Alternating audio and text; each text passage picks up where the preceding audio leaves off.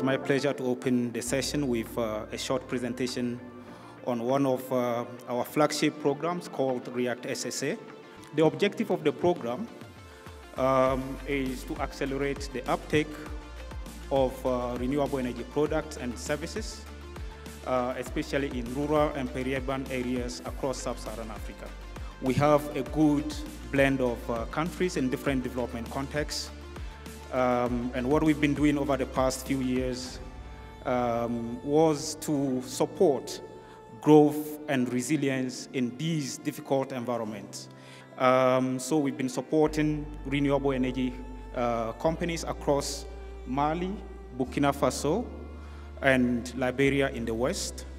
If you look at the east, we have Kenya, Ethiopia, and Somalia. And in the south, we have Mozambique and Zimbabwe. And if you look at the number of households, we are hitting about 500,000 households compared to a target of 600,000, right? Energy installed, more than 9 megawatts versus a target of 11. Capital mobilized 25 million, we are almost there, 24.88. And we have jobs created, almost there. CO2 emissions avoided, very close to the target. New investment leveraged, we have exceeded that. So the objective of this session is really to have a discussion on what has been done, what needs to be done. I'd like to start with the grantee, with Thomas Soltis, to get an understanding what it is that you're doing and understand how ACF has helped your company. I think ACF project helped us to learn the needs outside of the capital city, because in Somalia there is almost 60% of the population doesn't have access to electricity.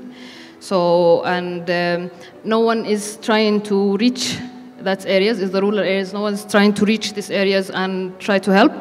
And as a private owned company, we didn't have the capacity to reach by ourselves. So that's why we needed the help of ACF. And thankfully, the two mini-grids that we installed in these two villages help the communities to improve their incomes. And one of the programs we have been working with ACF currently is to educate or to train the local communities, especially the females, to invest in coal storage to increase their incomes, because it's a fisher community, and that will help them to store the fish and can sell it freshly. So this is mainly the project we did with the ACF.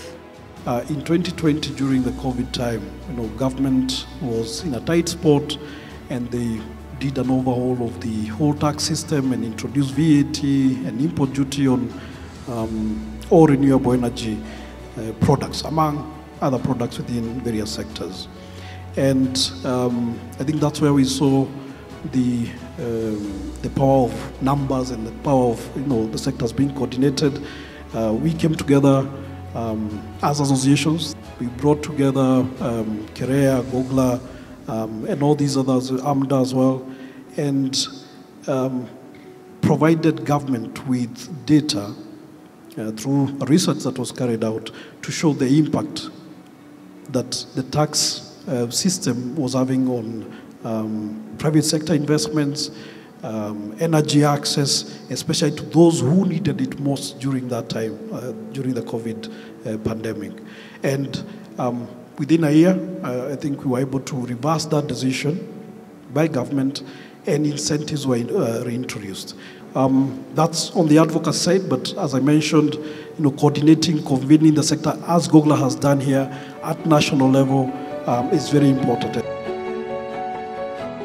Why they were attracted by a program like this? Why are you funding this? It goes without saying in this room that energy and clean technologies are essential in that work. That I don't need to dig any deeper into, I think.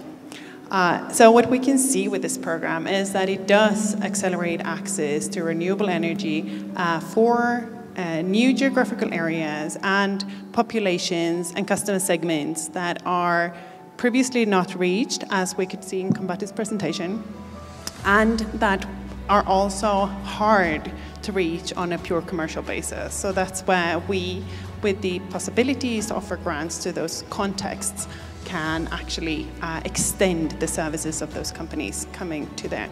We believe that the private sector has an important role to play in this field, and that by supporting the development and maturing of the companies themselves and the companies' abilities to enter into new markets, to extend their customer segment, to mature as entities, that way we can also, that's a result in itself. I think it's great to have partners such as CEDA, for example, who might have RBFs that they're funding, etc., and also create additional pools of capital that we can then leverage. That might be something that's on the results based after a sale, whereas Acumen might be able to step in and say, well, you might need some upfront inventory, which might be funded down by equity, or it might be through a debt instrument. So we're constantly looking around for an ecosystem which can support early stage companies. And then our intervention is to say, well, what type of capital is needed? What's the right type of capital to take this company forward? What have you seen changing during the course of the program, and what still needs to be done to really get to a stage where the sector can stand on its own feet? Focusing on the private sector, I think the biggest change is the fact that it's awareness. About 6 years ago, when the first such renewable project, second only to this, came to the country, and I was managing the off-grid component of it. It was a World Bank project. The biggest challenge, one of the biggest things that we talked about, was lack of awareness. When private sector is aware what's available out there, they can prepare for it. I must say, as an example of preparedness, 6 out of the 12 companies that were in that program were successful in joining the ICF program, predominantly because they were prepared in that program and learning from the successes of this program. So I think the biggest change is the fact that companies are now well prepared to absorb and compete in a high level investment or grant program. Through programs like this, you are not just giving money to companies. And when it comes to funding companies, I mean, there is what we call color of money. What does AECF funding come with? It comes with capacity building. It comes with a lot of technical assistance. We have colleagues in here, and we rely on consultants who provide services to these companies, build their capacity to be able to position themselves well for additional grant funding, and also to build their capacity to be able to absorb commercial funding. What are your next steps? Now you've got the AECF funding, you were able to do the 2 mini-grids.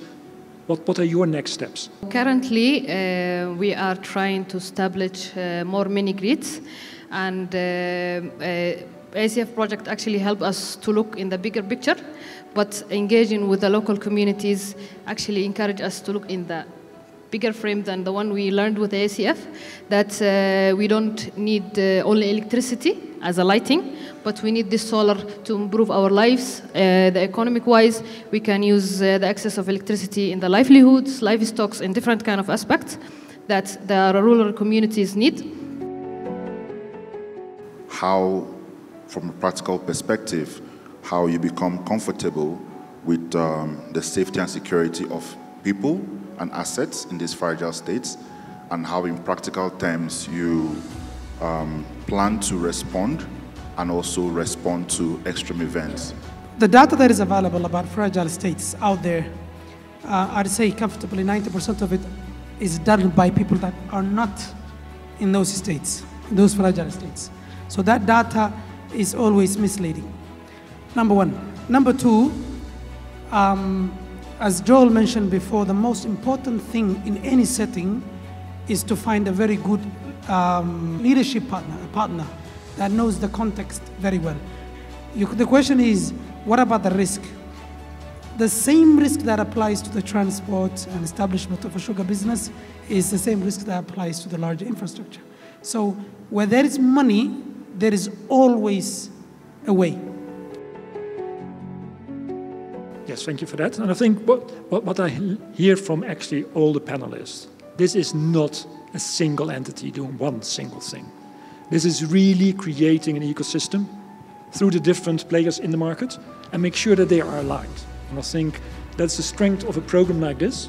And I think we should look into that much better and much more, that we know how we can work together to make sure that the sector is indeed developing and that we have a private sector that is able to absorb finance that some people say is not available, but I think it is available, but we need to make sure that the companies are ready.